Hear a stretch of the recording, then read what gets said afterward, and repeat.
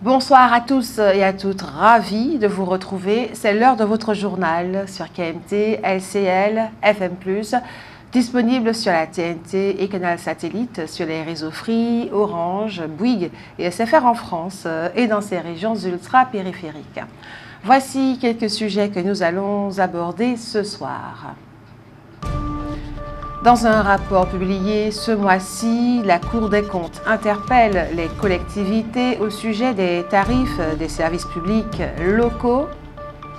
À l'occasion de l'inauguration du mât de la fraternité et de la mémoire, le samedi 18 avril à Nantes, un Français s'est excusé auprès des communautés de la Caraïbe pour les actions de ses ancêtres, armateurs négriers au XVIIIe siècle. Avec la flambée des prix de l'essence et du diesel, une question revient partout. En 2026, la voiture électrique est-elle vraiment plus rentable qu'un modèle thermique? Dans votre avis compte, pensez-vous que la Martinique est actuellement à un moment historique, c'est-à-dire particulièrement important de son histoire? Vos réactions dans un instant. Et enfin le journal, Le savoir et réfléchir de Roland Laouché. Voilà pour les titres. Et pour commencer ce journal, la pensée du jour. J'ai jeté cette petite chose qu'on appelle moi. Je suis devenu le monde immense. La stimulation du flux de salive en mâchant un chewing-gum accentue sa teneur en calcium et en phosphate, ce qui aide à reminéraliser l'émail des dents. Parlons maintenant de la qualité de l'air. L'air aujourd'hui est moyen, il en sera probablement de même demain. Suite à l'incendie en plein centre-ville de Fort-de-France ce mardi 21 avril, qui a causé la mort de 2 personnes dans un immeuble squatté de la rue Félix-Éboué, la mairie a décidé d'accélérer la fermeture des squats afin de prévenir de nouveaux drames. Depuis le début de cette semaine, 4 enquêteurs de la Chambre régionale des comptes vérifient l'utilisation des fonds publics pour les investissements de l'exercice comptable 2020-2026 à la mairie de Grand-Rivière. Le maire réélu, Jean-Louis Marie-Louise, a été auditionné hier, mercredi 21 avril. Dans un rapport publié ce mois-ci, la Cour des comptes interpelle les collectivités au sujet des tarifs des services publics locaux. Qu'il s'agisse de l'eau, des transports, des cantines scolaires, des crèches, des équipements sportifs et culturels ou de la gestion des déchets, les services publics locaux occupent une place centrale dans la vie quotidienne des habitants et les recettes qu'ils génèrent sont évaluées par la Cour des comptes à près de 40 milliards d'euros. Elle pèse donc considérablement sur l'équilibre budgétaire des collectivités, à qui il appartient de décider de la façon dont sera répartie la charge de leur financement, incombera-t-elle essentiellement à l'usager ou aux contribuables. Or, selon la Cour des comptes, les tarifs sont souvent décidés au coup par coup, sans vision d'ensemble et sans qu'on comprenne pourquoi ils ont été établis à tel niveau plutôt qu'à un autre. Ils sont même parfois fixés par une autorité incompétente ou appliqués sans base juridique ou calcul comptable solide. La Cour estime que les collectivités doivent avant tout concilier accessibilité des services publics et préservation des recettes, d'autant qu'elles n'ont plus les mêmes marges d'arbitrage depuis la suppression de la taxe d'habitation sur les résidences principales et la mise en place de la contribution des collectivités au redressement des finances publiques.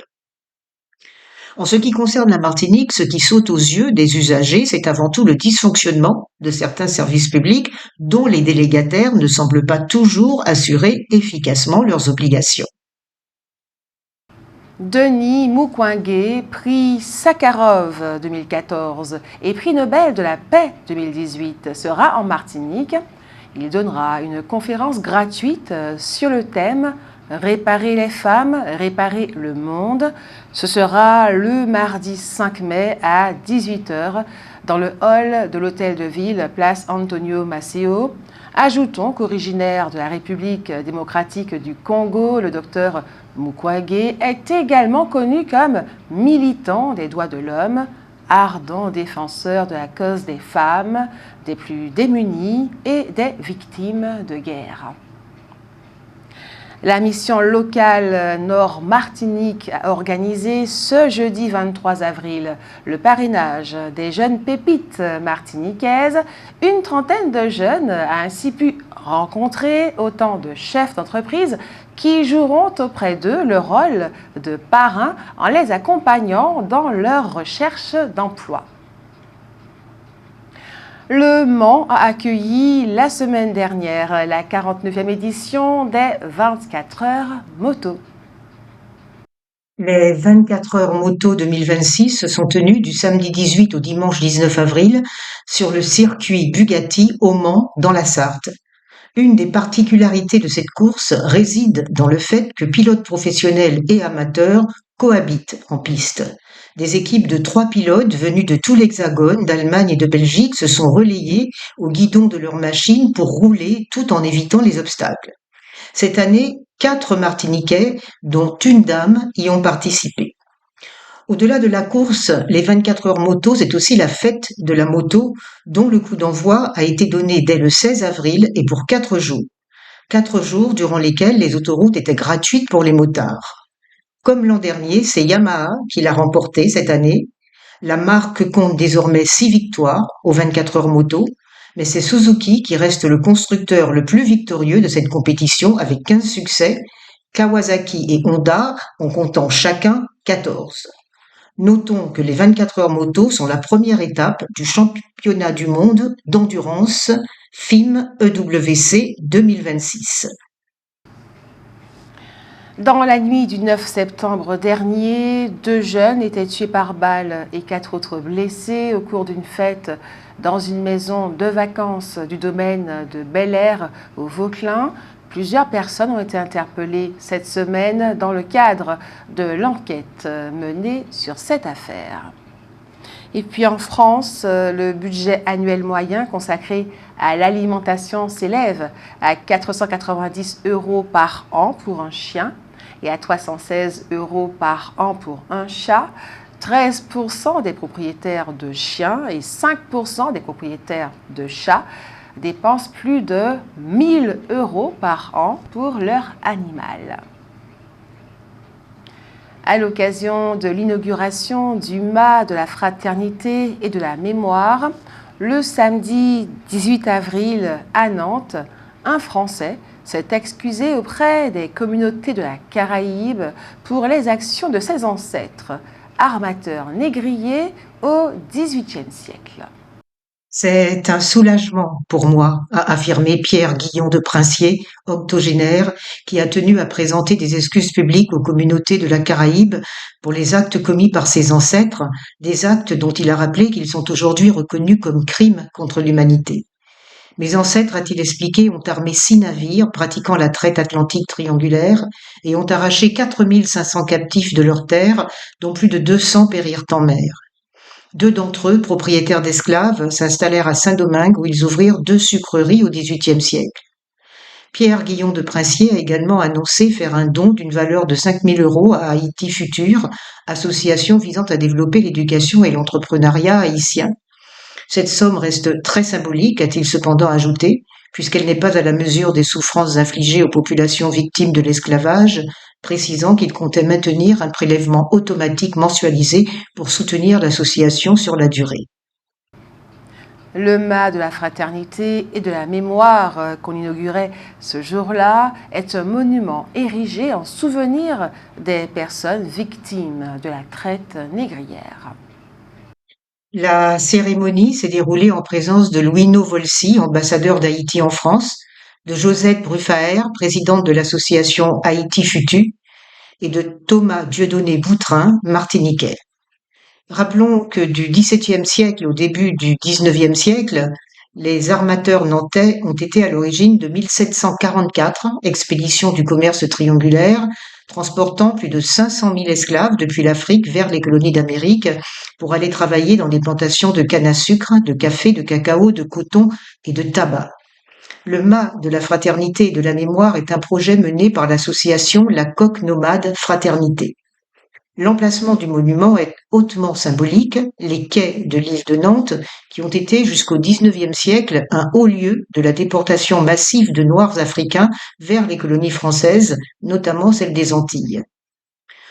Pour le Martiniquais descendant d'esclaves Thomas Dieudonné Boutrin, ce pardon était nécessaire à la réconciliation entre les peuples. Nous sommes responsables du futur, affirment le Martiniquais et le Nantais, qui ont lancé ensemble la Fédération internationale des descendants de l'histoire de l'esclavage pour encourager à la prise de parole.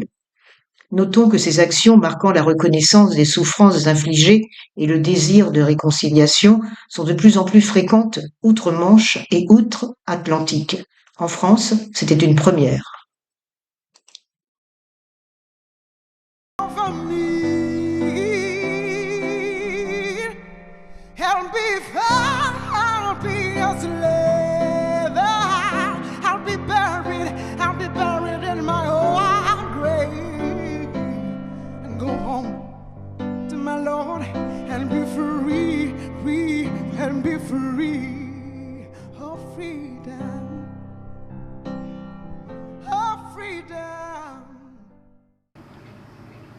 À l'occasion de la journée mondiale de la maladie de Parkinson, un événement d'information, de sensibilisation et de partage ouvert à tous se tiendra le samedi 25 avril de 8h30 à 13h à la salle polyvalente, bâtiment E du lycée Joseph Gaillard à la Pointe-des-Nègres à Fort-de-France. La ville du Lamentin et le CCAS organisent la 3e édition du Village Santé. C'est le samedi 25 avril de 8h à 12h30 sur la place du Calbassier à côté de la mairie. Le thème retenu cette année est « Boccantage en lait santé nous ». Des informations seront apportées sur l'offre de santé locale, les droits sociaux, la prévention et le mieux vivre au quotidien, notamment par l'alimentation et l'activité physique adaptée. Des professionnels de santé seront présents et des ateliers bien-être et de prévention ainsi que des séances de dépistage gratuits seront proposées. Avec la flambée des prix de l'essence et du diesel, une question revient partout. En 2026, la voiture électrique est-elle vraiment plus rentable qu'un modèle thermique ? En réalité, la rentabilité d'une voiture ne se joue pas seulement sur le plein. À l'achat, l'électrique reste en général plus cher qu'une voiture essence ou diesel équivalente, même si les prix se rapprochent et que les aides publiques, comme le leasing social ou les bonus, permettent de réduire l'écart. En revanche, sur l'entretien, l'avantage est net. Pas de vidange, pas de pot d'échappement, moins de pièces qui s'usent. Les études montrent des coûts annuels environ 20 à 30% plus bas que les véhicules thermiques et les batteries sont souvent garanties jusqu'à 8 ans. L'assurance est globalement au même niveau, parfois un peu moins chère selon les modèles. C'est surtout sur le coût de l'énergie que l'électrique fait la différence. Quand on recharge à domicile, on tourne autour de 3 € pour 100 km contre 12 à 15 € avec un véhicule essence ou diesel. Sur plusieurs années, l'écart est énorme.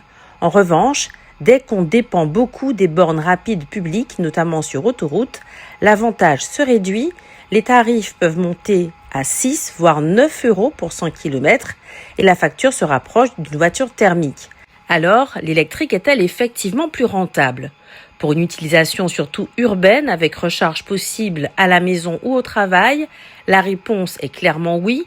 On amortit le surcoût à l'achat grâce aux économies de carburant et d'entretien. Pour un usage mixte avec quelques grands trajets, elle reste intéressante à condition de choisir un modèle adapté. En revanche, pour les très gros rouleurs sans solution de recharge à domicile, le calcul est plus nuancé. En 2026, l'électrique a donc des arguments solides, mais la bonne réponse dépend encore beaucoup du profil de conducteur et de son usage réel de la voiture. À l'occasion de la fête de la musique, la ville de Ducos ouvre la scène le 21 juin aux chanteurs, musiciens ou groupes amateurs qui souhaitent partager leur talent. Inscription avant le 1er juin au 05 96 42 74 47. Je répète, 05 96 42 74 47. Et un partenariat inédit entre Tropic Atrium et Assise Insertion Environnement autour de l'Avare, le vendredi 24 avril à 19h à Tropic Atrium. Le public est invité à redécouvrir l'Avare de Molière dans une mise en scène contemporaine et dans une version participative. Chacun devra apporter un objet dont il ne veut plus et participera activement à la représentation. Le plasticien tunisien Abdallah Akkar expose jusqu'au 2 mai ses nouvelles œuvres à Tropic Atrium. Traces et résonances présentent des tableaux inspirés par l'œuvre de Césaire, de Fanon et de Glisson, à qui l'artiste rend hommage à travers ses 28 toiles. Les protagonistes des violences électorales, avec altercations, injures raciales et crachats qui ont eu lieu à Sainte-Anne durant la campagne municipale, ont été entendus par la gendarmerie ce mercredi 22 avril dans le cadre de l'enquête judiciaire. Le CHU de Martinique lance Follow Me, un outil numérique destiné à améliorer l'information des patients et leur suivi médical. Et vous avez sans plus attendre la parole. C'est l'heure de votre avis compte. Pensez-vous que la Martinique est actuellement à un moment historique, c'est-à-dire particulièrement important de son histoire? Nous vous écoutons.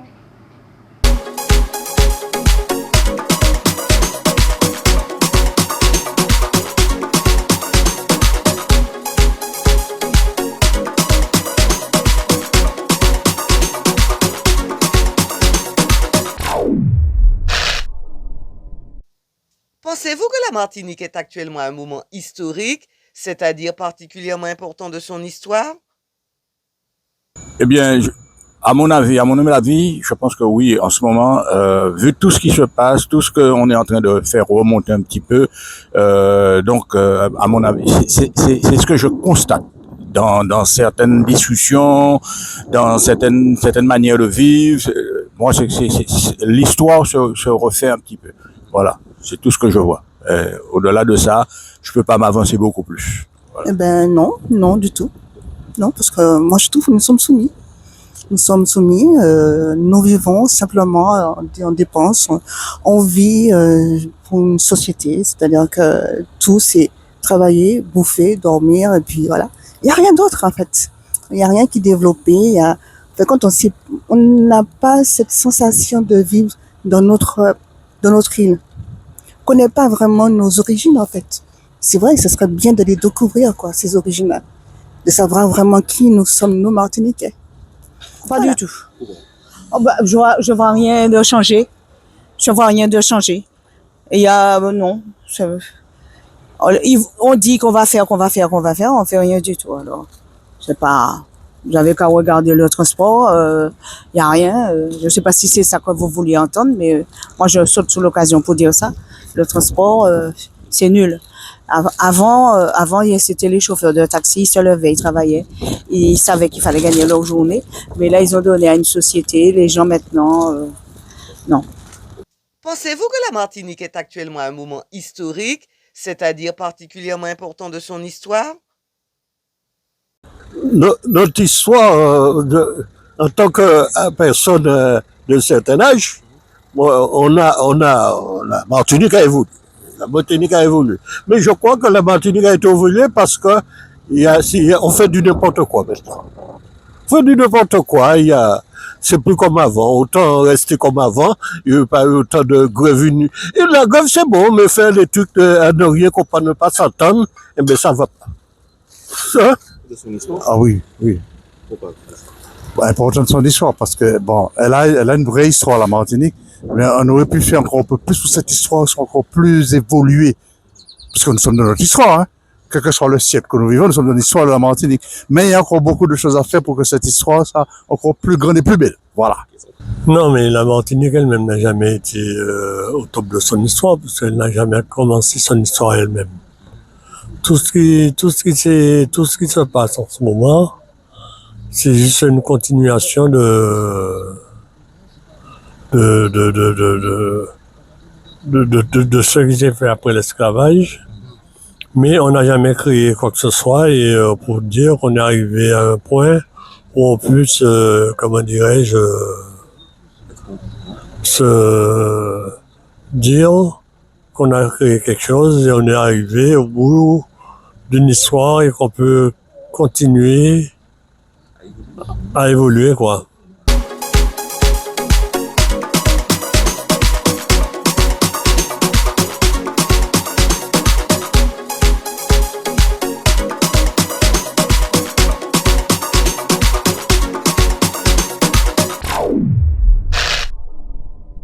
Un grand merci à ces et celles qui ont répondu à notre question ce soir. Retrouvons sans plus attendre Le savoir et réfléchir de Roland Laouché.